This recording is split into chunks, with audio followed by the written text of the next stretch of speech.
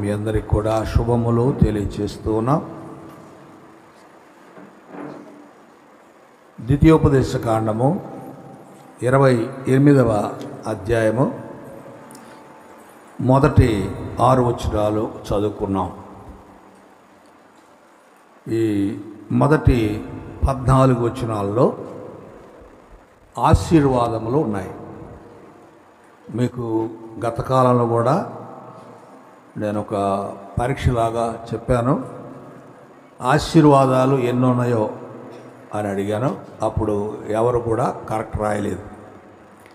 ఈసారి మరొక అవకాశం వచ్చే ఆదివారం లోపు, అనగా ఆరాధనకు వచ్చే లోపు నాకు వాట్సాప్లో లేక పేపర్ మీద మీ పేరు, ఆశీర్వాదాలు ఎన్నో, అవి 100 అయితే 100, 50 అయితే 50, 10 అయితే 10 నంబర్ వేసి నాకు ఇవ్వండి. పేపర్ కానీ వాట్సాప్ కానీ.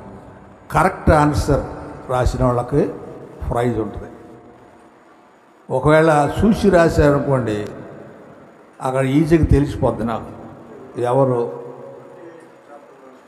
అంతే, 1 to 14 ఓన్లీ. బైబిల్ అంతకెళ్ళదు. 28వ అధ్యాయము 1 నుండి 14 వచనాల వరకు ఉన్న బ్లెస్సింగ్స్ కౌంట్ చేయండి. ఎన్ని ఆశీర్వాదాలు. ఈరోజు సందేశమో అదే, ఆశీర్వాదములు. ఎన్ని అనేది మీరు చెప్పాలి. కొన్ని నేను ఇక్కడ జ్ఞాపకం చేస్తాను. ఎందుకు ఆశీర్వాదం వస్తుంది? మొదటి వచనం మనం చదివితే, నీ దేవుడైన యెహోవా మాట శ్రద్ధగా విని నేడు నేను నీకు ఆజ్ఞాపించున్న ఆయన ఆజ్ఞలన్నింటిని అనుసరించి నడుచుకుని ఎడలా నీ దేవుడైన యెహోవా భూమి మీద ఉన్న సమస్త జనముల కంటే నిన్ను హెచ్చించును అని క్రిందకు వచ్చి, నీవు పట్టణములో దీవించబడతావు, పొలములో దీవించబడతావు, ఇవన్నీ ఉన్నాయి. గమనించాల్సింది ఏంటంటే, ఎందుకు ఈ ఆశీర్వాదాలన్నీ మనకు కలుగుతున్నాయి? మొదటి వచనంలో ఉంది, యెహోవా మాట శ్రద్ధగా విని. మొదటి మాట ఏంటంటే, యెహోవా మాట శ్రద్ధగా వినాలి. శ్రద్ధగా అంటే కాన్సంట్రేషన్తోనే. అనగా దేవుడు మనతో మాట్లాడుతున్నప్పుడు ప్రక్క శబ్దం వచ్చినా, పిన్నుబడిన శబ్దం వచ్చినా ధ్యాస మారకూడదు. ఏ మాట వినపడ్డా, ఎవరు వస్తున్నా ప్రక్కకి చూడకూడదు, లేక ప్రక్కన మన చెవి వెళ్ళకూడదు. మన చెవికి దేవుని మాటలే వినపడాలి. అది శ్రద్ధగా వినడం అంటే. మరి మనం గమనిస్తూ ఉంటే లోకంలో, సంఘంలో శ్రద్ధగా ఎంతమంది వింటున్నారు? తక్కువే కదా. ఎందుకంటే రకరకాల వ్యసనాలు, రకరకాల అలవాట్లు, రకరకాల పద్ధతులు, కొన్ని ఆచార సాంప్రదాయాలు, ఇవన్నీ మనల్ని వాక్యాన్ని శ్రద్ధగా విననీయవు. ఉదాహరణకు ఇప్పుడు మాట్లాడుతున్నా నేను, మైక్ ఆగిపోయింది అనుకోండి, ఏమవుద్ది? ఆ కాన్సన్ట్రేషను తగ్గిపోద్ది. నాకు తగ్గిపోద్ది, మీకు తగ్గిపోద్ది. పరిశుద్ధాత్ముడు నాతో ఉన్న పక్క వెళ్ళిపోతాడు. కారణం ఏంటంటే డిస్టర్బెన్స్. అలాగే ఏదైనా ఫోన్ కాల్ వచ్చింది, వెంటనే డిస్టర్బెన్స్. లేకపోతే ఎవరైనా వచ్చారు మధ్యలో, డిస్టర్బెన్స్. పోతున్నారు, డిస్టర్బెన్స్. అంటే దేవుని వాక్యాన్ని శ్రద్ధగా వినడానికి అనేకమైన ఆటంకాలు. పిల్లకాయలు అరుస్తూ ఉంటారు, ఏడుస్తూ ఉంటారు, గోల్ చేస్తూ ఉంటారు. వాళ్ళని మనం కంట్రోల్ చేయడానికి ప్రయత్నం చేస్తుంటాం. వాళ్ళని కంట్రోల్ చేయడానికి ప్రయత్నం చేసినప్పుడు వాక్యం వెళ్తుందా లోపలికి? వెళ్ళదు. అందుకే కొన్ని చోట్ల ఏం చేస్తారంటే, ఈ ఆదివారం ఆరాధన సమయంలో, మెసేజ్ టైంలో సండే స్కూల్ పిల్లకాయలందరూ ఇంకొక చోట సమకూరుస్తారు. ఇంకో చోట సమకూర్చి అక్కడ వాళ్ళకి సండే స్కూల్ జరిగిస్తారు. ఉదయగిరిలో ఉన్నప్పుడు అది చేసేవాడిని. ఆదివారం నీ ధర్మశాస్త్రం అనే కీర్తన పడే టైంలో సండే స్కూల్ పిల్లలందరూ బయటికి వెళ్ళిపోతారు. అప్పటిదాకా ఆరాధనలు ఉంటారు.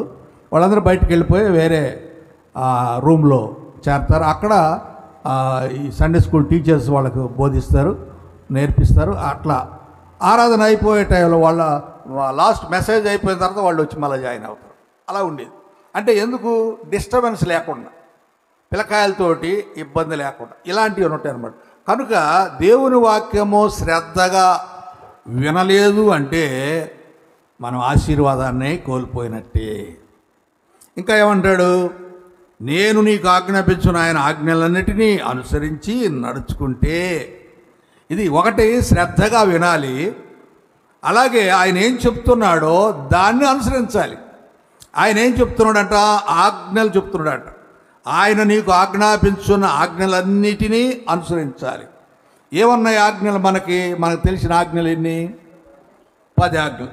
10 ఆజ్ఞల్లో దేవుని మొదటి ఆజ్ఞ, నేను తప్ప వేరొక దేవుడు నీకు ఉండకూడదు. అంటే వేరొక దానిపై ప్రేమ ఉండకూడదు, వేరొక దానిపై ఆసక్తి ఉండకూడదు, వేరొక దానిపై ఇంట్రెస్ట్ ఉండకూడదు. ఎక్కడ ఉండాలి ఇంట్రెస్ట్? దేవుని పైనే ఇంట్రెస్ట్ ఉండాలి. దేవుని పైనే ఇంట్రెస్ట్ ఉండాలి. మనం దేవుని దగ్గరకు వచ్చినప్పుడు కానీ, ఆయా బయట ప్రోగ్రాం జరిగినప్పుడు కానీ దేవుని మీద ఎంతమంది ఆసక్తి కలిగి ఉంటారు? ఉండరు కదా. ఉదాహరణకి మరియమ్మ మార్తమ్మని తీసుకుందాం, బైబిల్లో నుండి తీసుకుందాం. మరియమ్మ ఏమో యేసు ప్రభు దగ్గర పాదాల దగ్గర కూర్చొని నేర్చుకుంటూ ఉంది, వింటూ ఉంది. మార్తమ్మ ఏమో ఇంట్లో పనులు పెట్టుకుంది. అవి అవసరమే కాదనడం. కానీ జరగాల్సిన విషయం ఏంటంటే, యేసు ప్రభు రావడానికి ముందే ఆమె సిద్ధపరచుకోవాలి వంట. యేసు ప్రభు వచ్చిన తర్వాత ఇంకా వంట చేస్తామంటే ఎలాగా? ముందే సిద్ధం చేసుకోవాలి. మనకు ఆదివారం అంటే జనరల్గా చికెను, మటనో తెచ్చుకుంటాం, ఫిష్ తెచ్చుకుంటాం. ఇక తయారు చేసేటప్పటికి 11, 12 అవుతుంది. ఇక లాస్ట్లో ఏదో ఆఖరిలో లేదా మెసేజ్ మధ్యలో వస్తాం. ఇది అలవాటు ఎప్పటి నుండి? మనం పుట్టినప్పటి నుండి. మార్పు లేనే లేదు. మరి వాక్యం ఏమంటున్నాం మనం? ఇదే దేవుని ఆజ్ఞలు అనుసరించడం అంటే ఆయన ఆజ్ఞలను తప్పక ఫాలో అవ్వాలి.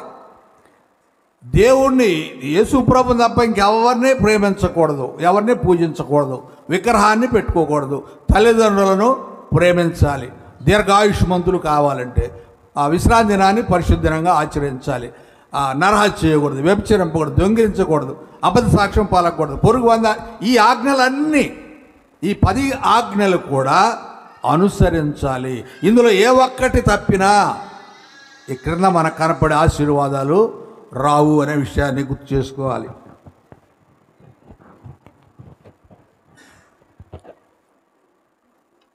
కీర్తన 91వ కీర్తన 14 వచ్చిన ఒక మాట ఉంది. 91వ కీర్తన, అతడు నన్ను ప్రేమించున్నాడు గనుక నేను అతన్ని తప్పించేదను, అతడు నా నామమును ఎరిగినవాడు కనుక నేను అతని ఘనపరచేదను. అంటే యేసు ప్రభు ఆజ్ఞలను అనుసరించిన వాడు, యేసు ప్రభు కట్టలను అనుసరించిన వారు నన్ను ప్రేమిస్తున్నారు కాబట్టి నేను వాళ్ళు తప్పిస్తాను. వాళ్ళు ఏ ప్రమాదం వచ్చినా ఆ ప్రమాదం తప్పిస్తాను, వారిని నేను ఘనపరుస్తాను. అతను నా నామాన్ని ఎరిగినవాడు అనగా నన్నే ప్రేమిస్తున్నాడు, నా ఆజ్ఞలే ఫాలో అవుతున్నాడు కనుక అతను నేను ఘనపరుస్తాను, గొప్పవాడిని చేస్తాను. ఇది ఆజ్ఞలు అనుసరిస్తే వచ్చే ఆశీర్వాదం. అక్కడ 28వ అధ్యాయం 1వ వచనంలో ఏమన్నాడు?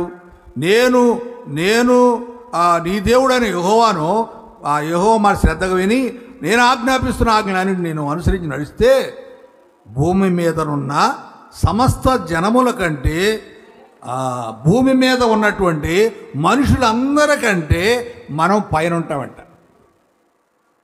భూమి మీద ఉన్న మనుషులందరికంటే మనం పైన ఉంటాం. ఎవరైనా ఉన్నారా పైన? భూమి మీద ఉన్న మనుషులందరికంటే పైన ఎవరైనా ఉన్నారా? ఎవరున్నారు? ప్రభువు ఉన్నాడు, మనం కాదు కదా. ఇక్కడ దేవుడు ఏమన్నాడు? ఎవరైతే నా ఆజ్ఞ అనుసరించి నడుస్తారో, నా మాట శ్రద్ధగా వింటారో వాళ్ళను అందరికంటే పైన ఉంచుతాను అన్నాడు. మరి అందరికంటే పైన మానవులు ఎవరైనా ఉన్నారా? లేరు. ఎందుకని? ఆయన ఆజ్ఞలను పూర్తిగా అనుసరించడం లేదు. ఆయన మాటలు శ్రద్ధగా వినడం లేదు. ఆయన మాటలు అంటే చాలు కొంతమందికి నిరాసక్తి, వాక్యం అనగానే లేచి బయటికి వెళ్ళిపోతారు. వాక్యం అనగానే మనకి ఇది కాదు, మంద కాదు ఇది అనుకుంటారు. కొంతమంది వాయిద్యాలు వాయించేవాళ్ళు, కొంతమంది పాటలు పాడేవాళ్ళు, కొంతమంది బైబిల్ చదివేవాళ్ళు, కొంతమంది ప్రార్థన చేసేవాళ్ళు, కొంతమంది సంఘంలో పెద్దలు బయటికి వెళ్ళిపోతారు. అదేందో ప్రార్థన చేసేటప్పుడు లేచి వెళ్ళిపోతూ ఉంటారు. ప్రార్థన చేయడం అంటే ఏంటి? దేవుణ్ణి అడగడం, దేవునితో మాట్లాడడం. దేవునితో మాట్లాడేటప్పుడు లేచి బయటకు పోతే, లేకపోతే లోపలికి వస్తే, లేక పాస్టర్ గారిని గీరి ఇదిగో సార్ అని మాట్లాడితే, అంటే దేవునితో మాట్లాడేటప్పుడు మనుషులమైన మనము ఒదిగో ఫలానా వ్యక్తి ప్రార్థన చేస్తున్నాడు అన్నప్పుడు ఆ వ్యక్తి దేవునితో మాట్లాడుతున్నాడు మనందరి పక్షాన. ఆ వ్యక్తి సేవకుడు కావచ్చు, సభ్యుడు కావచ్చు. ఆయన ప్రార్థన చేస్తున్నాడంటే మనము ప్రార్థన మీద ఏకాగ్రత ఉండాలి.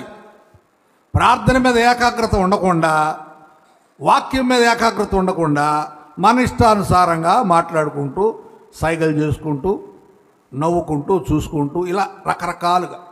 ఇక్కడ గమనించాల్సింది ఏంటంటే, భూమి మీద ఉన్న సమస్త జనముల కంటే మనం హెచ్చింపబడాలంటే ఒకసారి ప్రాక్టీస్ చేద్దామా? నిజంగా ఈ ఆశీర్వాదం మనం పొందుకోవాలంటే 10 ఆజ్ఞలు ముందు పెట్టుకొని ఈ ఆజ్ఞలు ఖచ్చితంగా నేను అనుసరించాలి, ఎందుకో ఆయన మాటలను శ్రద్ధగా వినాలి అని ఒకసారి ప్రయత్నం చేద్దాం. ఒకవేళ దేవుడు మన అందరికంటే పైన ఉంచుతాడేమో, ఖచ్చితంగా ఉంచుతాడు. ఒకవేళ ఇదిగో లోకంలో మనుషులందరంటే ప్రపంచంలో అందరి కంటే ఒకవేళ కాకపోయినా మన ప్రాంతంలో, మన ఏరియాలో ఉన్న అందరికంటే మనల్ని గొప్పగా ఉంచుతాడు కదండి. మన కుటుంబంలో మనల్ని గొప్పగా ఉంచుతాడు, మన సంఘంలో గొప్పగా ఉంచుతాడు, లేక మన గ్రామంలో గొప్పగా ఉంచుతాడు. అలా మనం అంచెలంచెలుగా ఆలోచన చేసినప్పుడు అందరికంటే హెచ్చింపబడేటువంటి పరిస్థితి ఉంటుంది. ఉదాహరణకు చాలామంది సేవకులను మనం చూస్తున్నాం. చాలామంది సేవకులు,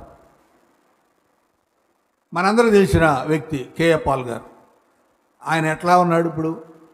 ఆయన పరిస్థితి ఏంటి?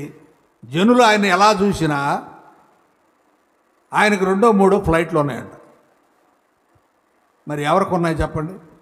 బయట సినిమా యాక్టర్లకు ఉండొచ్చు, లేకపోతే పెద్ద పెద్ద మంత్రులకు, ముఖ్యమంత్రి మరి చంద్రబాబు నాయుడు గారికి ఉందో లేదో మనకు తెలియదు, కానీ పెద్ద పెద్ద వాళ్ళకి ఉంటాయి, పర్సనల్ ఫ్లైట్స్ ఉంటాయి. మనకు ఎలా సైకిలు, బైకు, కారు ఉందో అలాగే వాళ్ళకి ఫ్లైట్. మరి అంత ఉన్నతమైన స్థితిలో వాళ్ళు ఉన్నారంటే మనం అనొచ్చు, సార్ వాళ్ళు దేవుని ఆజ్ఞని అనుసరించారా? అనుసరించిన విషయం వాళ్ళకి సంబంధించింది కాదు అది. ఇది ఎవరైతే దేవుని వాక్యాన్ని అనుసరించినటువంటి వారు ఉన్నారో వాళ్ళకు సంబంధించే, ఇతరులకు సంబంధించి మనం చెప్పలేము అన్నమాట. ఎందుకంటే సైతానుగాడు కూడా ఉంటాడుగా, వాళ్ళ మనుషులను వాడు డెవలప్ చేస్తాడు. అలా అయితే సైతానుగాడిని మనం అనుసరించవచ్చు కదా. కానీ అంతిమ విజయము దేవునిదే. సాతానుది తాత్కాలిక విజయమే, తాత్కాలికంగా వాడు జయిస్తాడు, కానీ అంతిమ విజయము దేవునిదే. లేఖన భాగంలో నుండి ఇంకో మాట చూద్దాం. లూకాసు వార్త 1వ అధ్యాయం 6వ వచనం. లూకాసు వార్త 1వ అధ్యాయం 6వ వచనం. వీరిద్దరూ ప్రభు యొక్క సకలమైన ఆజ్ఞల చొప్పునను న్యాయ విధుల చొప్పునను నిరపరాధులుగా నడుచుకొనుచు దేవుని దృష్టికి, అదండి విషయం. ఎవరు వీరిద్దరూ? ఎలిజబెత్, జకర్యా. వృద్ధాప్యంలో ఉన్నారు వాళ్ళు, వయస్సు పైబడిన వారు. వారిద్దరూ కూడంట ప్రభు యొక్క సకల ఆజ్ఞలు, అంటే 10 ఆజ్ఞలు, ఇంకా ఇతర కట్టడలు, విధులు, ఇవన్నీ వీటన్నిటి చొప్పున, న్యాయ విధుల చొప్పున నిరపరాధులుగా నడుచుకున్నా, అంటే ఏ అపరాధం లేకుండా, ఏ తప్పు లేకుండా, ఎప్పుడు కూడా ఎక్కడ కూడా కాలు జారకుండా అలా నడుచుకుంటే వాళ్ళు ఏమయ్యారంట? దేవుని దృష్టిలో నీతిమంతులు. ఇదండి మనుషులందరికీ పైన ఉండడం అంటే, మనుషులందరికంటే పైన ఉండడం అంటే ఇదే. ఆర్థిక పరమైన ఉన్నతమైన స్థితి కాదు అది. డబ్బు సంబంధమైన లేక బంగారం లేక స్థలాలు పొలాలు ఆస్తి సంపద ఇది కాదు. అందరికంటే పైన ఉన్నాడంటే నీతిమంతుడు. ఎవరండి నీతిమంతుడు? యేసు ప్రభు ఒక్కడే. నీతిమంతులు ఎవరు లేరు భూమి మీద. రోమా పత్రికలో మనం చూస్తాం నీతిమంతుడు ఒక్కడునూ లేడు అని. కనుక యేసు ప్రభు ఒక్కడే నీతిమంతుడు. ఇప్పుడు యేసు ప్రభు లాగా మనం కూడా అందరికంటే పైన ఉంటాం. ఎప్పుడంటే ఆయన ఆజ్ఞలను అనుసరించినప్పుడు, న్యాయ విధుల చొప్పున నిరపరాధులుగా నడుచుకున్నప్పుడు దేవుని దృష్టిలో నీతిమంతులుగా ఉంటాము. ఆయన ఆజ్ఞలు అనుసరించిన అదే గొప్ప దీవెన అనే సత్యాన్ని ప్రభు పేర జ్ఞాపకం చేస్తున్నాం. ద్వితీయోపదేశకాండం 28వ అధ్యాయంలో 12వ వచనం, యెహోవా నీ దేశం మీద వర్షము దాని కాలమందు కురిపించుటకు, నీవు చేయు కార్యమంతటిని ఆశీర్వదించుటకు ఆకాశమును తన మంచి ధననిధిని తెరచును, నీవు అనేక జనములకు అప్పిచ్చెదవు, అప్పు చేయవు. ఇక్కడ గమనించారా? ఒకవేళ ఆయన మాటలు శ్రద్ధగా విని ఆయన ఆజ్ఞ అనుసరిస్తే ఆయన ఏం చేస్తాడంట? తగిన కాలంలో వర్షం కురిపిస్తాడట. నీవు చేసే ప్రతి కార్యము ఆశీర్వదించబడుతుంది. అరే నేను ఈ కార్యం చేశాను ఫెయిల్ అయ్యానే అనే పరిస్థితి ఉండదు. నేను ఈ ప్రయత్నం చేశాను సక్సెస్ కాలేదే అనే పరిస్థితి ఉండదు. నీవు ఏ ప్రయత్నం చేసినా ఆ పని ఆశీర్వదించబడుతుంది. వాటంతటికి కావలసినటువంటి ఆ మంచి ధననిధిని ఆకాశం నుండి తెరుస్తాడట. కొంతమంది అంటారు ఆకాశం నుండి ఎదుగో మన్నా కురిపించాడు దేవుడు మాకు. ఆ మధ్య హిమ్ అనేటువంటి ఆర్గనైజేషన్ వచ్చినప్పుడు హిమ్ ద్వారా డబ్బులు కడితే ఎదుగో 50,000 కడితే ఎంత 5 లక్షలు వస్తాయి 10 నెలల్లో అని అంటే మన వాళ్ళు చాలామంది పాస్టర్లే ఏజెంట్లుగా తయారై చాలామంది చేత కట్టించారు. అలా కట్టించిన వాళ్ళు చాలామంది జైలుకి పోయారు. దాన్ని స్టార్ట్ చేసిన అతను కూడా జైలుకు పోయాడు. ఆ డబ్బంతా పోగొట్టుకున్నాడు. ఆఖరి ఊరేసుకొని చనిపోయాడు. ఆ సమయంలో మన క్రైస్తవులు అన్న మాట ఏంటంటే, ఒక ఆమె నా దగ్గరకు వచ్చి అడిగింది. అప్పుడు నేను కావల్లో పనిచేస్తున్నాను. ఆమె నా దగ్గరకు వచ్చి, పాస్టర్ గారు, ఆమె ఏజెంట్గా పనిచేస్తుంది, పాస్టర్ గారు హిమ్ములో చేరండి అన్నది. నేను చేరనమ్మా అన్న. లేదండి ఆకాశం నుండి దేవుడు పంపిస్తున్నా మన్నా అండి. ఏది? ఉచిత డబ్బు అంట. 100కి 500 వచ్చే డబ్బు. 100కి 500 ఎవడని ఇస్తాడండి? ఏ బ్యాంక్ కూడా ఇస్తాడా? వడ్డీ రూపంలో తీసుకున్నా కూడా అంత రాదు కదా. వడ్డీ వ్యాపారికి కూడా అంత రాదు కదా. 10 నెలల్లో నువ్వు 50,000కి 5 లక్షలు ఎట్టొస్తాయండి 10 నెలల్లో. సో ఏ రూపం అంటే ఆమె అంటది మన్నా సార్ దేవుడు ఇస్తున్నాడు సార్.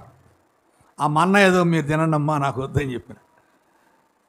ఎందుకు ఈ మాటలు జ్ఞాపకం చేస్తున్నా అంటే ఆకాశం నుండి ఊడిపడుతుందంట. ఈ మధ్య ఒక ఆమె సాక్ష్యం, దాన్ని పెద్ద ట్రోల్ చేస్తూ ఉన్నారు యూట్యూబ్లో. ఏటీఎంలోకి పోయి కార్డు పెట్టిందంట ఆమె. డబ్బులు ఎంత 10 రూపాయలు 20 రూపాయలు ఉన్నాయంట ఏటీఎంలో. ఆయన బయటకు వచ్చి నిలబడి, ప్రభా నాకు డబ్బులు కావాలయ్యా, ఏటీఎంలో డబ్బులు పడేటట్టు చేయయ్యా అని బయటికి వెళ్ళి ప్రార్థన చేసుకుని వచ్చి మళ్ళీ కార్డు పెట్టిందంట. కార్డు పెట్టి చూస్తే బ్యాలెన్స్ 1,60,000 ఉన్నాయంట. ఆమె సాక్ష్యం చెప్తుంది. Is it possible? కాదా? కాకపోతే దేవుడు ఎందుకండి? ఏ సముద్రములో దారి ఏర్పాటు చేసిన దేవుడు కదా. ఎలా కుదురుతుంది చెప్పండి? సముద్రం, ఎర్ర సముద్రంలో దారిని ఏర్పాటు చేశాడు కదా దేవుడు. ఇశ్రాయేలు నడిచిపోయారు కదా. లాజరు చచ్చిపోయాడు, బతికిచ్చాడా? మరి దేవుని సాధ్యం కాదా? సాధ్యమే. కాకపోతే ఆ కాంటెక్స్ట్లో సాధ్యం కాదు. ఆ మీద వచ్చి అలా వేరే వాళ్ళ ద్వారా డబ్బులు పడ్డాయి అని చెప్పుంటే అది ఓకే. ఎవరికో పడాల్సిన డబ్బులు ఈమెకు పడ్డాయన్నా ఓకే. అంతేగాని ఈమె బయటకు పోయి ప్రార్థన చేసుకొని వచ్చి మళ్ళీ కార్డు పెట్టగానే డబ్బులు వచ్చినాయంటే దాన్ని ఏమన్నా ఫ్రాడ్ విట్నెస్ అని ట్రోల్ చేస్తూ ఉన్నారు. గమనించాల్సిన విషయం ఏంటంటే ఇక్కడ ఆకాశం నుండి ధననిధిని తెరుస్తాడంట దేవుడు. తెరుస్తాడు. మలాకులు ఏమంటున్నాడు? మీరు దశమ భాగాలు ఇవ్వండి, నన్ను అడగండి, ఆకాశం నుండి ఏం చేస్తానన్నాడు? పట్టజాలనంత విస్తారమైన, అంటే ఆకాశం నుండి రావాల్సింది, అంటే దేవుని దగ్గర నుండి రావాల్సింది అవన్నీ. కనుక ఇక్కడ పైన ధనానిధిని నేను తెరుస్తాడు. ఒకవేళ నీకు అవసరమైంది, ప్రార్థన చేసావు అనుకో, దేవా నాకు డబ్బులు అవసరమైనాయి, నీ చిత్తమైతే అనుగ్రహించని ప్రార్థన చేసావు అనుకో, అంటే తగ్గింపుతనంతో నమ్మకంతో అడిగితే దేవుడు అది ఏదో ఒక రూపంలో ఇస్తాడు. ఎవరో ఒకరు నేను పిలిచేస్తాడు. నేను ఎప్పుడూ గుర్తు చేస్తుండేవాడిని. అల్లూరులో ఒక పాస్టర్ గారు ఉండేవాడంట ఇంతకుముందు. ఆయన ఇంట్లో భోజనానికి లేకపోతే ఆ భార్య అడిగేదంట, అయ్యా పిల్లకాయలు 5 ఉన్నారు, భోజనం లేదు, పిల్లకాయలు వస్తారు, స్కూల్కి పోయి ఉన్నారు, వాళ్ళు రాగానే వాళ్ళకి భోజనం పెట్టాలా ఎట్లా అంటే ఆయన పోయి లోపల గదిలోకి పోయి గదిలో కూర్చొని ప్రార్థన చేస్తున్నాడు. ఎంతసేపటికి ఆయనేమో లోపల నుండి రాలా, ఈమెమో ఎదురు చూస్తుంది ఆయన బయటకు వచ్చి బజారు పోయి బియ్యం తెస్తాడు అని. ఎంతసేపు ఎదురు చూసినా కూడా ఆయన రావట్లేదంట. 12:30కి బయట నుండి ఒక ఆయన వచ్చి సరుకులు బియ్యము ఇచ్చి, అమ్మ ఇదిగో మీరు వండుకోండి అని ఇచ్చిపోయాడట. ఆయన ప్రార్థనలోనే ఉన్నాడు. ఈ మాటలు విన్నప్పుడు ఎలా అనిపించింది మీకు చెప్పండి? నాకైతే వెంట్రుకల్లో నిక్కబొడుచుకున్నాయి. నిజమేది. అలా జరుగుద్ది ఒకవేళ జరిగితే. అలా కాకుండా ఆకాశం నుండి నేరుగా రైస్ పడ్డాయ్యా, సరుకులు వచ్చాయంటే అది అయ్యేది కాదు. బయట నుండి ఎవరినో ప్రేరేపిస్తాడు దేవుడు, ఎవరితోనూ మాట్లాడతాడు, నీ దగ్గరకు పంపిస్తాడు. వాళ్ళు వచ్చి నీకు అవసరమైంది ఇచ్చేసి వెళ్ళిపోతారు. ఒకవేళ మనం వాళ్ళని అడిగామంటే, ఏమండి నాకు మనసు కలిగింది ఇచ్చాను. అవును, అలాంటి అనుభవాలు నాకు కూడా చాలా ఉన్నాయి. ఎవరో మనం ఏదో అవసరం ఉన్నప్పుడు ఎవరో వచ్చి ఏదో ఇచ్చేస్తారు. ఇదైతే బాగుండు అనుకున్నప్పుడు ఎన్నోసార్లు అలా జరిగాయి. చిన్న చిన్న విషయాల్లో కూడా అలా జరిగాయి. అవి చెప్తే కొంచెం హాస్యంగా అనిపిస్తుంది, కామెడీగా అనిపిస్తుంది అలాంటివి చెప్తే. కానీ నిజమే, అలా జరిగి ఉండొచ్చు. ఆమె అయితే చెప్పే విధానంలో ఎవరో ప్రేరేపణ కలిగి నేను సేవకురాలని నా అకౌంట్లో డబ్బులు వేశారు అని కానీ చెప్పుంటే దాన్ని ట్రోల్ చేసేవాళ్ళు కాదు. సరే, ఏది ఏమైనా ఆకాశం నుండి దేవుడు తన ధననిధిని తెరుస్తాడట, దాని ద్వారా మనకు వస్తాడు. ఇంకొకటి అన్నాడు, నీవు అనేక జనములకు అప్పిచ్చేదవు కానీ అప్పు చేయవు. ఇది గొప్ప ఆశీర్వాదం. ఈనాడు సమాజంలో మనకు కనపడుతున్నటువంటి పరిస్థితుల్లో మనం చూస్తూ ఉన్నాం. అందరూ కూడా ఇప్పుడు పేదవాళ్ళు కానీ మధ్యతరగతి వాళ్ళు కానీ వాళ్ళు జనరల్గా అప్పు చేయకుండా ఉండగలరా? అప్పు చేయకుండా ఉండలేరు. ఏదో ఒకటి అప్పు చేయాల్సి ఉంది. ఎంప్లాయీస్ కావచ్చు, పెన్షనర్స్ కావచ్చు, ఏ రూపంలో అయినా కావచ్చు. అది లోన్ రూపంలో కావచ్చు, వెహికల్ తీసుకునే విషయంలో కావచ్చు, కారు, బైకులు, ఏమండి ఫైనాన్స్ వాళ్ళ దగ్గర తీసుకోవడం కావచ్చు. ఇలా ఇవన్నీ కూడా అప్పుల కిందకే వస్తాయి. అప్పు తీరవాలి కదా. ఒకవేళ తీర్చలేదనుకో ఏం చేస్తారు? వాళ్ళు వచ్చి మన వాహనాన్ని, మన ఇంటిని, మన వస్తువును ఏదైనా తీసుకెళ్ళిపోతారు. ఆ డబ్బులు కట్టి తీసుకెళ్ళండి అంటారు. ఇల్లే అనుకో, ఇల్లును వెకేట్ చేసేయండి అంటారు. మరి మేము నిన్న నెల్లూరు పోయి వచ్చేటప్పుడు పెద్ద బిల్డింగ్ కనపడింది. దాదాపు 5-6 అంతస్తులు అనుకుంటా, ఫ్లాట్స్, ఇదే అపార్ట్మెంట్ లాగా ఉంది. ఆగిపోయింది కన్స్ట్రక్షన్. ఏమిరా అంటే ఏదో ఫైనాన్షియల్ ప్రాబ్లం వచ్చింది. బ్యాంక్ వాళ్ళు దాన్ని జప్తు చేసుకున్నారు. అంతే, మరి కట్టకపోతే ఈఎంఐలు కట్టకపోతే అంతే. కనుక ఇక్కడ గమనించాల్సింది ఏంటంటే అప్పు చేయరు. ఎవరు? ఆశీర్వదించబడేవాళ్ళు. ఆయన ఆజ్ఞలను అనుసరించి ఆశీర్వదించబడే వాళ్ళు ఉంటారే, వాళ్ళు అప్పు చేయరు. మరి మన అందరం కూడా అప్పు చేస్తూనే ఉన్నాం ఏదో ఒక రూపంలో. కొంతమంది ఏమంటారంటే ఈ ఫైనాన్స్లో తీసుకునే ఇల్లు కానీ వస్తువులు కానీ ఇవన్నీ లెక్కలోకి రావు అంటారు. ఎందుకు రావు? ఎందుకు రావండి? వస్తాయి. కానీ చాలా క్లియర్గా ఇక్కడ చాలామంది క్రైస్తవులు మధ్యతరగతి వాళ్ళు కావచ్చు, పేదవారు కావచ్చు, డబ్బు ఉండేవాళ్ళు డైరెక్ట్ డబ్బు కట్టి తెచ్చుకుంటారు, వాళ్ళు అప్పు చేయరు. కానీ కొంతమంది ఉన్నారు పెద్ద పెద్ద రాయల్ ఫ్యామిలీస్ వాళ్ళు ఏది కొన్నా కూడా డబ్బులు ఉండి కూడా లోన్లో తీసుకుంటారు. వాళ్ళు లోన్లో తీసుకుంటే వాళ్ళకి ఇన్కమ్ ట్యాక్స్ ప్రాబ్లం ఉండదు. అదే డబ్బులు కట్టి తీసుకుంటే ఇన్కమ్ ట్యాక్స్ ప్రాబ్లం ఉంది. ఆ కట్టే డబ్బుకి వాడు ట్యాక్స్ కట్టాలి. అదే లోన్ అనుకోండి కట్టక్కర్లేదు. అలా పరిస్థితుల్లో వాళ్ళు అలా చేస్తుంటారు. సరే ఏది ఏమైనా ఇక్కడ ఏమన్నాడంటే అప్పు చేయరు, ఇంకా అప్పు ఇస్తారు. అప్పు ఇస్తారు, ఇచ్చేవాళ్ళు అంటే గివర్స్. ఎప్పుడు గివింగే, తీసుకునేది కాదు, ఇచ్చేదేనంట. ఏది అప్పుగా ఇవ్వడం అంటే వితౌట్ ఇంట్రెస్ట్, లేక విత్ ఇంట్రెస్ట్ అయినా కనీస ఏమనాలి నార్మల్ ఇంట్రెస్ట్ అంటే బ్యాంక్ ఇంట్రెస్ట్ అంటే ఎంత 100 రూపాయలు 80 పైసలు ఎంత ఉంటుంది కదా, అలా అంటే తక్కువ వడ్డీ. ఎక్కువ వడ్డీతో ఇవ్వడం అసలు వడ్డీ వ్యాపారం అనేది క్రైస్తవులకు కరెక్ట్ కాదు. సరే ఇక్కడ ఏమన్నాడంటే ఒకవేళ నువ్వు అలా ఆశీర్వదించబడేవాడు అయితే అప్పు చేయవు, అప్పు ఇస్తావు. ఎవరైనా నీ దగ్గరకు వచ్చి అయ్యా అప్పు అని అడిగితే నువ్వు ఇస్తావు వాళ్ళకి. సో అలాంటి ఆశీర్వాదం అంటాడు. ఆ తర్వాత సామెతలు 22:7 ఒక మాట చూద్దాం. అప్పు చేస్తే ఎలా ఉంటుందో అనేది అక్కడ రాశాడు. 22:7 ఐశ్వర్యవంతుడు బీదల మీద ప్రభుత్వం చేయను, అప్పు చేయవాడు అప్పిచ్చిన వానికి దాసుడు. ఏమండి, అప్పు చేయవాడు ఎవరైతే అప్పు ఇస్తారో వాళ్ళకి దాసుడు అంట. అంటే వనకాడ పోయి అయ్యా నాకు డబ్బులు కావాలయ్యా అని రిక్వెస్ట్ చేస్తాడు కదా, వాడు పైనుండి నీకా సరే ఫలానప్పుడు ఇవ్వాలి, నువ్వు వడ్డీతో కూడా ఇవ్వాలా, నెల వడ్డీ కట్టాలా అని ఇస్తాడు. ఇచ్చిన కాదు నీకు ఈడు తీసుకున్నవాడు ఏం చేయాలా, వానికి అప్పు కట్టాలా. కట్టలేని పరిస్థితి వచ్చినప్పుడల్లా వాడిని బతిమలాడతాడు. అయ్యా ఇప్పుడు కాదు రేపు ఇస్తా, ఎల్లుండి ఇస్తా అంటాడు. వడ్డీ కూడా మళ్ళీ ఇస్తానయ్యా అంటాడు. ఇక వానికి వీనికి ఎప్పుడు జరుగుతుంటే అప్పు తీరిందాక. ఇంకా అప్పటి వరకు అప్పు తీసుకున్నవాడు వానికి దాసుడే.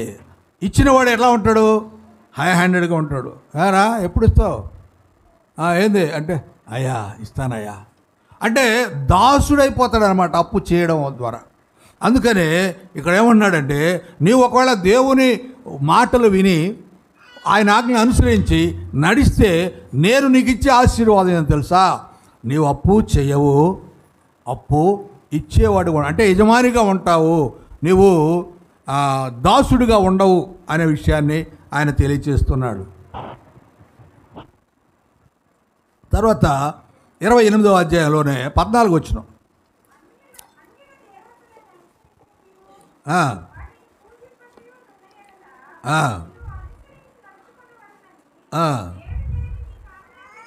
నేను ఆజ్ఞాపించున్నా నీ దేవుని యెహోవా ఆజ్ఞ విని వాటిని అనుసరించి కైకొనిడలా యెహోవా నిన్ను తలగా నియమించును, తోకగా నియమింపడు.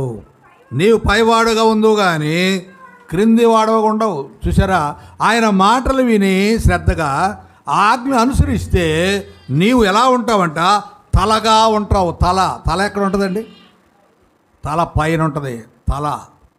తల ముఖ్యమైనది కదా. చెయ్యి పోయినా పని చేసుకోవచ్చు, కాలు పోయినా పని చేసుకోవచ్చు, శరీరం ఇంకేదో అవయవం పోయినా పని చేసుకోవచ్చు. తల పోతే ఇంకేం పని చేయలేము. నువ్వు ఎలా ఉంటావంటే తలగా ఉంటావట.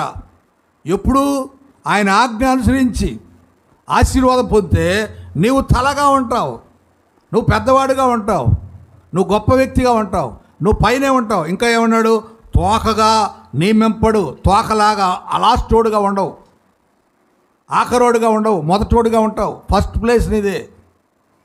ఎవరు అంటే మన సమాజంలో కూడా సంఘంలో కూడా మామూలుగా ఉదాహరణ చెప్తున్నా. ఇప్పుడు వాక్యం చెప్పాలి అని అనుకోండి, ఒకవేళ నేను చెప్పలేక ఆగిపోయాను, సంఘంలో ఒకరు వచ్చి వాక్యం చెప్పండి అని అంటాం.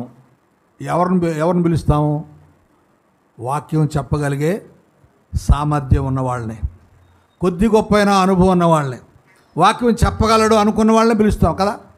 వాక్యం చెప్పలేని పిలిచి చెప్పమంటావా? ఏదైనా అంతే. బైబిల్ చదవడం అయినా, ప్రార్థన అయినా, పాట అయినా. పాట పాడలేనివాడిని పిలిచి నువ్వు పాడాయా పాట అంటే పాడలేడు. సో అదనమాట. ఇప్పుడు దేవుడిచ్చిన తలాంతు అది. దేవుని వాక్యం చెప్పడం, పాట పాడడం, వాయిద్యం వాయించడం, బైబిల్ చదవడం, ప్రార్థన చేయడం దేవుడిచ్చేటువంటి తలాంతు అది. ఆ తలాంతు ఉన్నప్పుడు నంబర్ 1 తలే, తోకగా ఉండదు. నువ్వు తీసివేయబడి రాయిలాగా ఉండవు. తీసివేయబడి రాయిలాగా ఉండవు అంటే తోసేసిన రాయిలాగా ఉండవు. తలగానే ఉంచుతానంటాడు, తోకగా కాదు అంటాడు. తోకగా నీ మెంపడు. ఇంకో మాట ఏమంటాడు? నువ్వు పైవాడవు కానీ క్రిందివాడవు. చూసారా, పైవాడే కిందివాడుగా ఉండడు అనే సత్యాన్ని ఇక్కడ జ్ఞాపకం చేస్తున్నాడు. ఎందుకు అంటే దేవుని ఆజ్ఞలను అనుసరించినటువంటి వారు అలాంటి ఆశీర్వాదము పొందుతారు అనే విషయాన్ని గుర్తు చేసుకోవాలి. అలాగే 26వ అధ్యాయము 19 వచనంలో ఒక మాట చూద్దాం. 26:19 తాను సూచించిన సమస్త జనముల కంటే నీకు కీర్తి, ఘనత, పేరు కలుగునట్లు నిన్ను హెచ్చించుదునని ఆయన సెలవిచ్చినట్లు నీవు నీ దేవుడైన యెహోవాకు ప్రతిష్ఠిత జనమై ఉందువని యెహోవా ఈ దినమున ఆయన ఇచ్చేటువంటి ఆశీర్వాదం ఏంటంట, అందరికంటే సమస్త జనముల కంటే నీకు కీర్తి, ఘనత, పేరు కలుగుతుంది. అంతేకాదు ప్రతిష్ఠిత జనముగా యు ఆర్ డెడికేటెడ్ వన్. దేవునికి ప్రతిష్ఠించబడిన వాళ్ళుగా మనం ఉంటామంట. ప్రియమైన వాళ్ళరా, మరి ఉదయము మనం గుర్తు చేసుకోవాల్సింది, దేవుని ఆశీర్వాదం మనం పొందుకుంటే ప్రతిష్ఠితమైన వారం. మనం ఇక ఆయనకే ప్రతిష్ఠితము అంటే ఆయన కొరకే పనిచేస్తాం, ఆయన ఎందే భక్తి కలిగి ఉంటాం. ఇంకా లోకంలో ఎవరి విషయంలో భక్తి ఉండదు మనకు. అంటే ఏ విగ్రహం కానీ, ఏ దేవుడు కానీ, లేక ఏ వ్యక్తి కానీ, లేక ఏ శక్తి కానీ, లేక ఏ వస్తువు కానీ దాని మీద మనకి ప్రేమ ఉండదు. మనం దేవుని ప్రేమించేటువంటి ప్రతిష్ఠితులము. దేవుని సేవ, ఇప్పుడు నేను దేవుని సేవ చేయడానికి ప్రతిష్ఠించబడ్డా, ఇంకా దేవుని సేవ చేస్తా. నా పని అదే. ఇక వేరే పని నేను పెట్టుకోవడానికి లేదు. ఎందుకంటే నేను dedicated to serving the lord. దేవుని ఆరాధించడానికే నేనున్నాను, దేవుని సేవ చేయడానికే నేనున్నాను. అది నాకు దేవుడు ఏర్పాటు చేసినటువంటి, నన్ను డెడికేట్ చేసుకున్నటువంటి విధానం. మరి మనందరి విషయంలో కూడా నీకు ఒక్కొక్క ప్రతిష్ఠితమైన స్థితిని ఇస్తాడు. నీవు టీచర్గా, లేకపోతే నీవు ఏదో సమ్ ఎంప్లాయ్, లేకపోతే పెన్షనర్, లేకపోతే ఏదైనా వ్యాపారం, లేకపోతే ఇంకేదైనా పని, లేదా ఏదైనా వర్క్, పొలంలో పని, ఇలా ఏదో నీకు ఏదైతే ఇవ్వబడిందో లోక సంబంధంగా, అలాగే భక్తి సంబంధంగా సభ్యుడివి, సంఘ సభ్యుడు, లేక సంఘ పెద్దవి, లేక సంఘంలో విశ్వాసివి, ఇలాంటి ఆ ప్రతిష్ఠితమైన పరిస్థితి నీ కలిగించినప్పుడు నీవు దానికే అనుబంధమై ఉండాలి.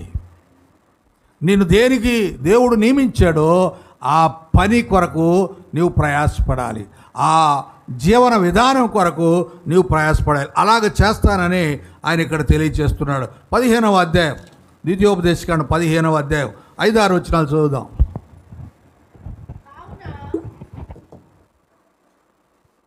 చదువుమా. నేను నీకు ఆజ్ఞాపిస్తున్నా ఈ ఆజ్ఞలన్నీ అనుసరించి నడుచుకునే ఎడల, మీ దేవుని యెహోవా మాట శ్రద్ధగా విన్న ఎడల మీలో బేదలు ఉండనే ఉండరు. ఏమ్మా, బేదలు ఉండరట. మరి మన సంఘంలో బేదలు ఉన్నారా? లేరా? లేరంటే సంతోషమే. ఉన్నారు అనుకుంటున్నా నేను. ఎందుకంటే నాకు తెలుసు కదా, కనిపిస్తుంది కదా, ఒక్కొక్కరి ఆర్థిక పరిస్థితి కనిపిస్తుంది కదా. కనుక బేదలు అంటే ఏంటి? ఎవరు? ఆహారానికి, నీటికి ఇబ్బంది పడేవాళ్ళు, ఉండడానికి, నివాసానికి, బట్టలకి ఇబ్బంది పడేవాళ్ళు వాళ్ళు ఉన్నారు. ఒకవేళ అంటే వాళ్ళకు వచ్చే సంపాదన వ్యర్థం చేసుకోవడం ద్వారా బీదలయ్యారా అవన్నీ మనకు తెలియదు, కానీ మొత్తానికి బీదలు ఉన్నారు. ఇక్కడ ఏమన్నాడంటే, ఒకవేళ ఈ ఆజ్ఞలన్నింటిని అనుసరించి నడుచుకుంటే, యెహోవా మాటను జాగ్రత్తగా వింటే మీలో బేదలు ఉండరు. ఏమండి ఇప్పుడు చెప్పండి, మన దేవుడు మనకిచ్చిన సంఘం బీద సంఘమా? ఏమండి సెక్రటరీ గారు 40 లక్షలు ఖర్చు పెట్టారు, బీద సంఘమా? కాదు. హల్లెలూయా. బీద సంఘము కాదు. ఎందుకంటే బీద సంఘం అంటే మనం ఇక దేవుని మాట విన్నోళ్ళమే, దేవుని ఆశీర్వాదం లేని వాళ్ళమే, దేవుని ఆజ్ఞ అనుసరించిన వాళ్ళమే కదా. సో దేవుడు మనల్ని ఆశీర్వదిస్తున్నాడు, కానీ మనం ఎందుకు బీదలుగానే చెప్పుకుంటున్నాం, ఇంకా బీదలుగానే ఉంటున్నాము కదండి. బీదలుగానే ఉంటున్నాం, పేదరికంలోనే ఉంటున్నాం. ఇదో పిల్లలకి చదువుకోవడానికి బడికి పంపలేని పరిస్థితి కొంతమందికి. ఎందుకు అంటే దేవుని మాటలు శ్రద్ధగా వినడం లేదు, ఆయన ఆజ్ఞను అనుసరించడం లేదు అనే విషయాన్ని నేను జ్ఞాపకం చేస్తూ ఉన్నాను. 6వ వచనం చదివితే, ఏలయనగా నీ దేవుడని యెహోవా నీతో చెప్పి ఉన్నట్లు నిన్ను ఆశీర్వదించును, కనుక నీవు అనేక జనములకు అప్పిచ్చేదవు, అప్పు చేయవు, అనేక జనములను ఏలుదువు, వారు నిన్ను ఏలరు. చూసారండి ఎంత గొప్ప ఆధిక్యతో. దేవుని మాట శ్రద్ధగా విని ఆయన ఆజ్ఞ అనుసరిస్తే ఆయన ఇచ్చే ఆశీర్వాదం అంట, అనేక జనములను ఏలుదువు. అంటే నీ మాట అనేక మంది వింటారు. అంటే యు ఆర్ ద రూలర్, నువ్వు పరిపాలకుడవు, పాలించేవాడవు. వారు నిన్ను ఏలరు. అంటే ఆ ప్రజలు ఉన్నారే, ఏ ప్రజలపై అయితే నువ్వు అధికారిగా ఉన్నావో, లేక రూలర్గా ఉన్నావో, లేక నాయకుడిగా ఉన్నావో, వాళ్ళని నువ్వు ఏలుతావు, కానీ వాళ్ళు నిన్ను ఏలరు. నీకు మాట చెప్పాలంటే భయపడతారు, నీకు చెప్పలేరు. నీవే చెప్తావు వాళ్ళకి, మీరు ఇలా ఉండండి అని మీరే చెప్తారు. చూసారా? అంటే దేవుని ఆశీర్వాదం ఎంత గొప్పదో చూడండి.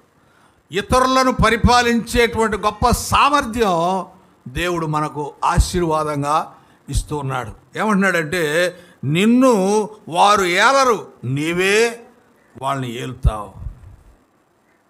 ఈ మాట మన సంఘానికి కానీ, లేక మన కుటుంబానికి కానీ, మన గ్రామానికి కానీ అప్లై చేసుకుందాం. ఒకవేళ అలా అప్లై చేసుకుంటే, మన కుటుంబం తీసుకోండి, మన కుటుంబంలో ఎవరు నాయకుడు, నాయకురాలు, మన కుటుంబంలో నాయకులు ఎవరు? భర్త, భార్య, పిల్లల, తల్లిదండ్రుల, ఎవరు నాయకులు? అలాగే సంఘంలో ఎవరు పెద్దలు? అలాగే సమాజంలో, గ్రామంలో ఎవరు పెద్దలు? అంటే ఎవరు మిగతా వాళ్ళను రూల్ చేయగలరు, ఎవరు ఇతరులకు మాట చెప్పి చేయగలిగిన వాళ్ళు? ఇప్పుడు సేవకుడుగా నేను ఎన్నో చెప్తా ఉంటాను వాక్యంలోని విషయాలు. మరి ఇవన్నీ మీరు జస్ట్ వింటున్న చెవులతో వింటున్నారు, తర్వాత వదిలేస్తున్నారు. అలా కాకుండా దాన్ని అనుసరించాలి. అదే అన్నమాట ఫాలో అవ్వడం అంటే. ఆ మాటలను అనుసరిస్తే నేను మిమ్మల్ని ఏలినట్లు లెక్క. నా మాట మీరు విన్నారు, నేను దేవుని కూడా చెప్పగలను, పలానా వాళ్ళు నా మాట విన్నారండి, పలానా వాళ్ళు నన్ను అనుసరించారండి, పలానా వాళ్ళు నీ వాక్యాన్ని అనుసరించారండి అని నేను దేవుని కూడా చెప్పగలుగుతాను. ఆ ఆశీర్వాదం ఇది కేవలము సేవకులకు కాదు, ప్రతి వారికి. అందులోనూ ఎవరైతే దేవుని వాక్యాన్ని శ్రద్ధగా విని వాక్యానుసారంగా నడుస్తూ జీవించే ఆశీర్వాదం పొందేవాళ్ళు వీళ్ళు. కనుక ఏమన్నాడు 6వ వచనంలో, నీవు అనేక జనాలకు అప్పిస్తావు, అప్పు చేయవు, అనేక జనాలను ఏలుతావు. ఈ సత్యాన్ని మనం అర్థం చేసుకోవాలని మనం చేస్తున్నాం. యెషయా గ్రంథం 45వ అధ్యాయం 14 వచనం. యెషయా గ్రంథం 45:14. యెహోవా ఈ మాట సెలవిస్తున్నాడు, ఆ ఐగుప్తుల కష్టాజితమును దీర్ఘదేహులైన శబాయిలను నీ యొద్దకు వచ్చి నీవారగుదురు, వారు నీ వెంట వచ్చెదరు, సంఖ్యళ్ళు కట్టుకొని వచ్చి నీ ఎదుట సాగిలపడదురు. నిశ్చయముగా నీ మధ్య దేవుడున్నాడు, మరి ఏ దేవుడును లేడు, ఆయన తప్ప ఏ దేవుడు లేడు అని చెప్పుచు నీకు విన్నపము చేసేదరు. ఏమన్నాడండి చూడండి, ఐగుప్తుల కష్టార్జితము, కూషు వర్తక లాభం నీకు వస్తుందట. అంటే శత్రువుల యొక్క ఆదాయం, శత్రువుల యొక్క లాభాన్ని నీకు ఇస్తాడట. దీర్ఘదేహులైన శబాయిలు నీ దగ్గరకు వస్తారట, నీ వాళ్ళు అవుతారట. ఏమండి, వాళ్ళెవరు? శత్రువులు నీ వాళ్ళు అవుతారట. ఇంకా ఏమన్నాడు? వారు నీ ఎంట వస్తారు, సంకెళ్ళు కట్టుకొని వస్తారట. అంటే చేతులకు కాళ్ళకు సంకెళ్ళు వేసుకొని వచ్చి నీకు సాగిల పడతారంట. ఎంత గొప్ప స్థితి అండి! ఎలా వస్తుంది ఇదంతా? దేవుని వాక్యాన్ని విని అనుసరించి ఆశీర్వాదం పొందుకుంటే ఇదే ఆశీర్వాదం. శత్రువులు సైతము చేతులకు సంకెళ్ళు కట్టుకొని కాళ్ళకు సంకెళ్ళు కట్టుకొని నీ దగ్గరకు వచ్చి సాగిల పడతారంట. సాగిల పడేది ఎవరి దగ్గర? సాగిల పడేది ఎవరి దగ్గర? దేవుని దగ్గర. మరి అలాంటిది నీకు సాగిల అంటే దేవుని ఆశీర్వాదం పొందుతున్న నీ ఎదుట వారు సంఖ్యలు కట్టుకొని వచ్చి సాగిల పడతారంట. ఎంత గొప్ప స్థితి అండి! ప్రియ దేవుని సంగమా, మరి ఇంత గొప్ప స్థితి మనం పొందాలంటే ఆయన ఆశీర్వాదం మనకు కావాలి. దేవుని ఆశీర్వాదం మనకు కావాలంటే ఆయన ఆజ్ఞలను అనుసరించాలి, ఆయన మాటలు శ్రద్ధగా వినాలనే సత్యాన్ని గుర్తు చేస్తున్నాం. యెషయా గ్రంథంలోనే మరొక మాట 60:14 చూద్దాం.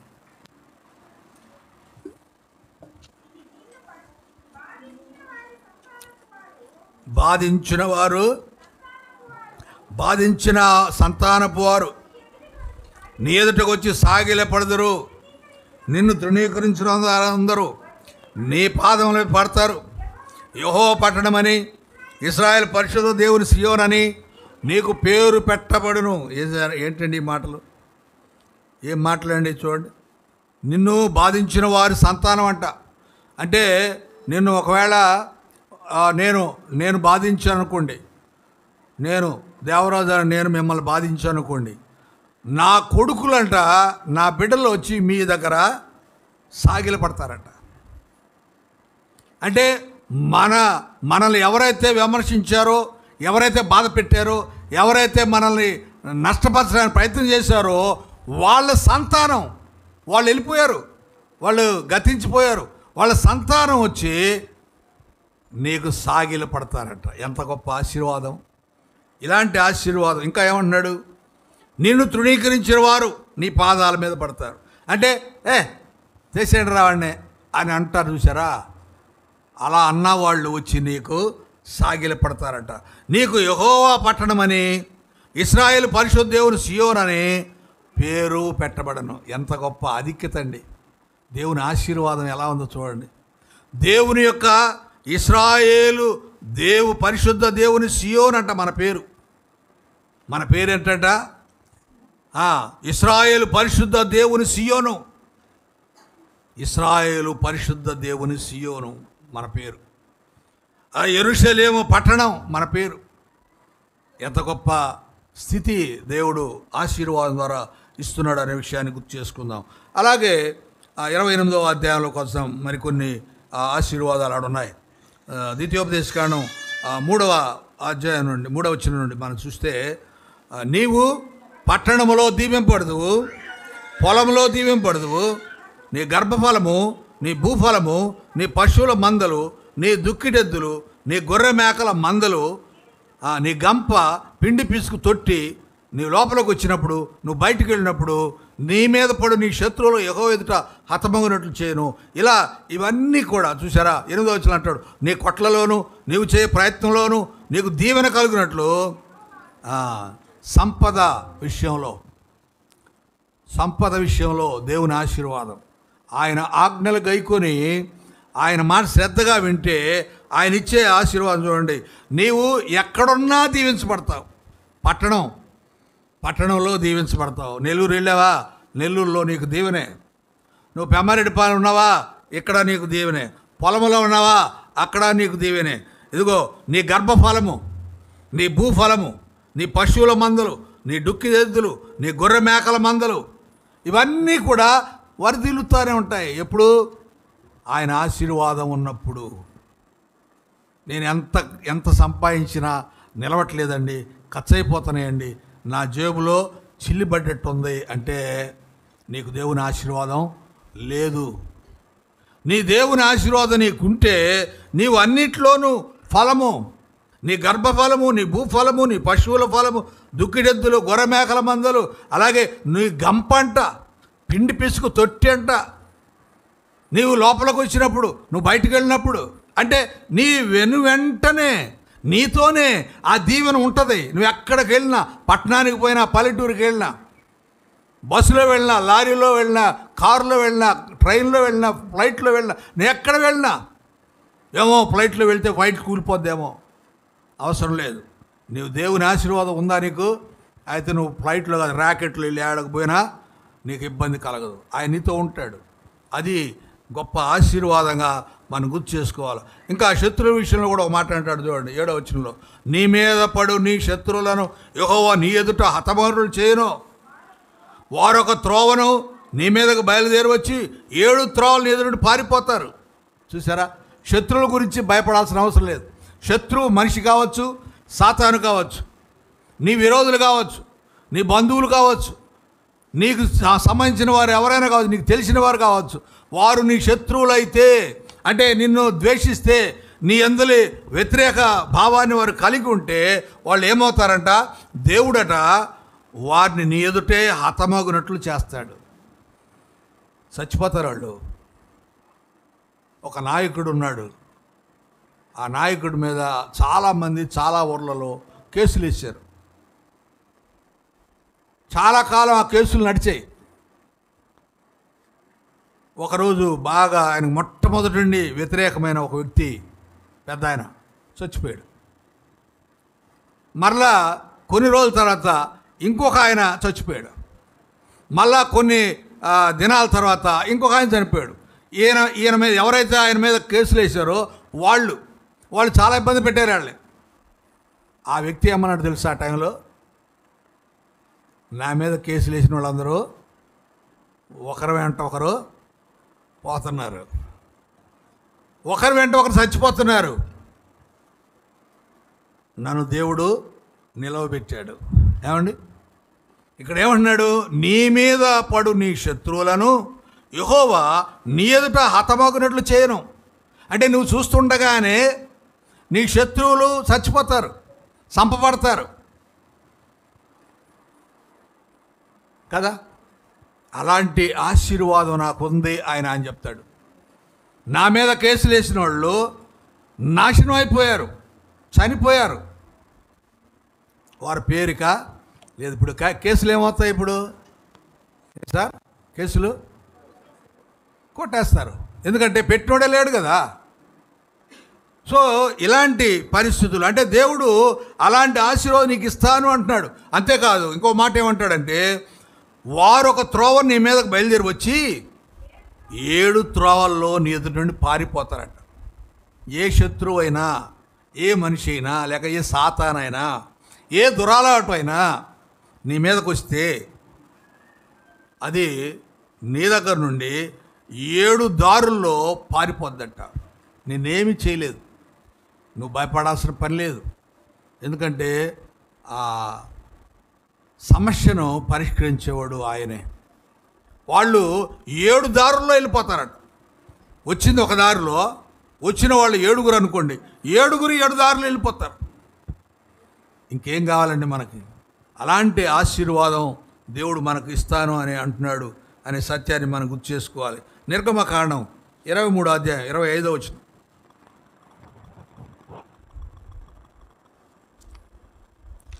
నిర్గమకాండం 23:25. నీ దేవుడైన యెహోవా ఆయన నీ ఆహారమును నీ పానమును దీవించును, నేను నీ మధ్య నుండి రోగము. చూశారండి, ఏమంటున్నాడు? నీ దేవుడు యెహోవాను సేవించాలి నువ్వు. అంటే ఆయన ఆజ్ఞలు గైకొనాలి, ఆయన ఆరాధించాలి. అలా అయితే ఆయన నీ ఆహారమును నీ పానమును దీవించును. ఆహారము పానము దీవించబడుతుంది. ఆహారము పానము అంటే ఏంటి? దాని అర్థం చెప్పండి. నీ ఆహారం దీవించబడుతుంది అంటే అర్థం ఏంటి? నువ్వు తిన్న ఆహారము నీకు హాని చేయదు. ఏమండి? రైటేనా? నువ్వు తిన్న ఆహారము నీకు ఆశీర్వాదకరంగా ఉంటుంది. నువ్వు తిన్న ఆహారం ద్వారా నీకు మేలు కలుగుద్ది. నువ్వు తిన్న ఆహారం ద్వారా నువ్వు బలం తెచ్చుకుంటావు, శక్తి తెచ్చుకుంటావు, బాడీ పెరుగుద్ది, జ్ఞానం పెరుగుద్ది. నువ్వు తాగే నీళ్ళ ద్వారా మేలు కలుగుద్ది.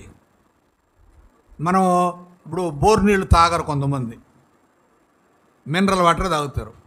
బోర్ నీళ్ళు తాగితే ఏమవుద్ది? ఏదైనా ప్రాబ్లం అని తాగం. మినరల్ వాటర్ అయితే ధైర్యంగా తాగేస్తాం. బయట బజార్లో 20 రూపాయల బాటిల్ పెట్టి కొనుక్కొని తాగుతాం. నీవు ఆశీర్వదించబడిన వాడవైతే నువ్వు బోరు వాటర్ తాగినా నీకేమీ కాదు. అంటే ఎలాంటి నీళ్లు తాగినా, ఎలాంటి ఆహారం తిన్నా, చూసారా? అంటే ఇప్పుడు కొంతమంది ఉంటారు, షుగర్ ఉన్నా కూడా స్వీట్ తినేస్తూ ఉంటారు కదా. ఏంటి వాళ్ళ ధైర్యం? దేవుడు దీవిస్తాడు. యస్, హల్లెలూయా. అవును, ఎందుకంటే మనం ఆశీర్వదించబడిన వారం అయితే మనం తినే ఆహారం పాన్ పరాగులేసి దాన్ని ఆశీర్వదించమంటే కాదు. మనం తినే ఆహారం పాన్ పరాగ ఆహారమా? కాదు కదా. పాను పరాగ ఆహారం కాదు. అంటే అలాంటివి కాదు. లేదు వైన్ తాగి లేక మందు తాగి నాకు ఆరోగ్యం దేవుడు అంటే, కొంతమంది మందు తాగేవాళ్ళు ప్రార్థన చేసుకొని తాగుతారు. ప్రార్థన చేసుకొని తాగుతారండి. ఎందుకు? ఈ మందు ద్వారా తనకేం కీడు రాకుండా ఉండాలని. వస్తారాదా? ఏమో దేవుడు మనం వింటే రాదు, ఆయన వినకపోతే వస్తుంది. గమనించాల్సింది ఏంటంటే ఆహారము పానము ఈ రెండు కూడా దీవించబడతాయి ఎప్పుడు నీవు ఆయన ఆజ్ఞలను అనుసరించి నడుచుకుంటే. ఇంకో మాట అంటాడు, నీ మధ్య నుండి రోగాలు మనకు వస్తూ ఉంటాయి కదా రెగ్యులర్గా. ఈ రోగాలన్నీ కూడా తీసివేస్తానంటున్నాడు ఎప్పుడు నీవు ఆశీర్వదించబడితే. ఇదే మన ఆశీర్వాదం. కొబ్బరి నూనె తెచ్చుకొని ప్రార్థన చేయించుకుంటాం. ఎందుకు? మన బలహీనత పోవాలని, మన అనారోగ్యం పోవాలని. వాక్యంలో ఉంది కదా, వాక్యానుసారంగా. కనుక నీ మధ్య ఎలాంటిది కూడా రానివ్వను అని అంటున్నాడు. ఇంకో మాట చూద్దాం. 81వ కీర్తన 16వ వచనం. 81వ కీర్తన 16వ వచనం. అతి శ్రేష్టమైన చూశారండి, అతి శ్రేష్టమైన గోధుమలంట, కొండ తేనె అంట. కొండ తేనె, మంచి తేనె. కొండ తేనె అంటే మంచి తేనె. మనం తేనె ఎవరైనా కొండ అమ్మడానికి వస్తే అడుగుతాం, ఎక్కడదా ఇది, ఎక్కడి నుంచి తెచ్చావు అని. అడవిలో నుండి తెచ్చామయ్యా అంటే, కొండ నుండి తెచ్చామంటే కొంటాం. మనం దారిలో వెళ్ళేటప్పుడు, ప్రయాణాలు వెళ్ళేటప్పుడు మధ్యలో బాటిల్స్ పెట్టుకొని అమ్ముతుంటారు కొన్ని చోట్ల. ఆడ తేనె కొనుక్కుంటాం, ఎందుకంటే ఇది అడవి నుండి తెచ్చామండి, కొండ నుండి తెచ్చామండి అంటుంటారు. సో అంటే శ్రేష్టమైన తేనె అనమాట. అలాగే శ్రేష్టమైన ఆహార గింజలు, గోధుమలు, వాటితో నేను పోషిస్తాను. ఇది దేవుని ఆశీర్వాదం అనే విషయాన్ని నేను జ్ఞాపకం చేస్తున్నాను. మత్తయి సువార్త 6:33 అంటాడు, మీరు నా నీతిని వెతకితే మీకు అవన్నీ అనుగ్రహించబడతాయి అంటాడు. ఏమన్నీ అనుగ్రహించబడతాయి? నీకు కావలసినవి అన్నీ కూడా. ఇంకొక మాట చెప్పి నేను ముగిస్తాను. ద్వితీయోపదేశకాండం 23వ అధ్యాయం 5వ వచనం. ద్వితీయోపదేశకాండం 23:5. నీ దేవుడని యెహోవా బిలాము మాట విననొల్లకుండెను. దేవుని యెహోవా నిన్ను ప్రేమించెను కనుక నీ దేవుని యెహోవా నీ నిమిత్తము ఆ శాపమును ఆశీర్వాదముగా చేసెను. దేవుని ఆజ్ఞలు అనుసరిస్తే. బిలాము దేవుని ఆజ్ఞ అనుసరించాడా, తిరస్కరించాడా? బిలాము అనుసరించాడా, తిరస్కరించాడా? తిరస్కరించాడు. ఏమని, ఏ విషయంలో తిరస్కరించాడు? ఇశ్రాయేలీయులను శపించాలి అని బాలాకు రాజు చెప్తే దానిని దేవుడిని అడిగితే దేవుడు అన్నాడు, వద్దు, వాళ్ళు ఆశీర్వదించబడ్డ వాళ్ళు శపించవద్దు అని చెప్పాడు. మరి బిలాము ఏం చేశాడు? దేవుని మాట వినలేదు. వినక మరలా రెండోసారి అడిగాడు, దేవా వాళ్ళు మళ్ళీ ఇంకొక టీం వచ్చారయ్యా, మరి ఏం చేయమంటావు నన్ను? దేవుని కోపం ఎన్నిసార్లు చెప్తాడు దేవుడు పదే పదే చెప్పడు. దేవుని సేవకులు చెప్తారు, పదే పదే వాక్యంలో ఉన్న విషయాలు చెప్తా ఉంటారు, కానీ వినం. దేవుడు ఒక్కసారే చెప్తాడు, ఒక్కసారి మాట వినలేదు ఆయన. మళ్ళీ రెండోసారి అడిగాడు, అయ్యా ఇప్పుడు దేవుడు మనకు మాట చెప్పాడు అనుకోండి, వద్దు గుడికి పోవద్దు అని చెప్పాడు అనుకోండి, అప్పుడు మనం ఏం చేయాలా? వద్దు అంటే వద్దు అంతే, పోవద్దు. అయ్యా నీ గుడే కదా నేను వెళ్తానయ్యా అని అన్నావు అనుకో, దారిలో నీకేదో జరిగిపోద్ది. వద్దు అన్నప్పుడు దేవుని మాట వినాలా. మళ్ళీ అయ్యా వెళ్తానయ్యా, మళ్ళీ అడుక్కుంటాం, అయ్యా వెళ్తానయ్యా, ప్లీజ్ అయ్యా పోరా అంటాడు. కోపంతో అన్నాడా? అనుమతి ఇచ్చాడా? పోరా అంటే ఏంది అర్థం? బలవంతాన చెప్పడం. అప్పుడేమవుద్ది? పో అంటే జరగదు. కాదు, దారిలో మనకి ఏదో ఒకటి ప్రమాదం ఏర్పడుతుంది. సో గమనించండి, ఇక్కడ ఏమంటున్నాడంటే శాపాన్ని ఆశీర్వాదంగా బిలాము మాట వినలేదు. అందుకే బిలాముకు ఏమైంది? ఎదురైంది గాడిద మాట్లాడితే తెలుసుకున్నాడు, అప్పుడు పశ్చాత్తాపడ్డాడు. కనుక దేవుని మాట వినాలి, అనుసరించాలి. అలా ఉంటే ఒకవేళ మనకు ఏదైనా శాపం ఉంటే ఆ శాపము ఆశీర్వాదం అవుతుంది అనే విషయాన్ని జ్ఞాపకం చేస్తూ దేవుని మాటలు ముగిస్తున్న దేవుడి మాటలు దీవించునుగాక. ప్రార్థన చేసుకుందాం. ప్రేమగల మా తండ్రి పరిశుద్ధుడా, మీకు వందనాలు, స్తోత్రాలు నాయనా. నీ మాట శ్రద్ధగా విని ఆజ్ఞలు గైకుంటే ఆశీర్వదిస్తానన్నావు. పలు రకాలుగా మా ప్రతిదీ ఆశీర్వదించబడుతుంది. మేము కోరుకున్నది ప్రతిదీ ఇవ్వబడుతుంది. శత్రువు పైన జయము ఉంటుంది.